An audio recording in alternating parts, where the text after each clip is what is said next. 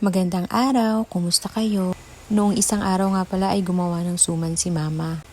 Pero dahil nag-procrastinate na naman ako, ngayon ko lang maisi-share ang video. Ang unang step, mag-caramelize ng sugar. Ito daw kasi yung magbibigay ng brownish color at aroma dun sa suman.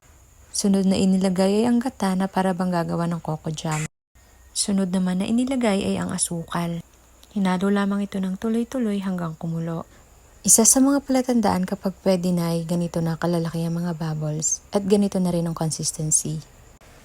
Tinanggal sa apoy, inrest ng ilang minuto at saka ipinu sa niyadyad na balinghoy.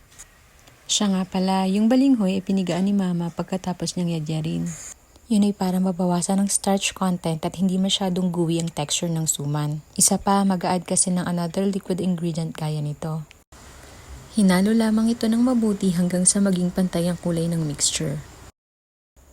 Sa pambalot naman, imbis na dahon ng saging ay dahon ng hagik-hig ang ginamit ni Mama.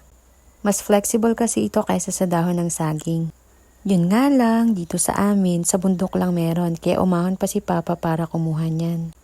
Ganyan nga pala si Mama magbalot after niya itupi yung dalawang dulo, i-face downward lang niya paglagay sa steamer para hindi umangat. At ayan na nga, luto na. Alam nyo ba, isa ito sa pinaka-paborito naming lutuin ni Mama. At kaya kahit umuusok-usok pa, napataste agad kami. Yun lang, salamat sa panonood, ingat kayo.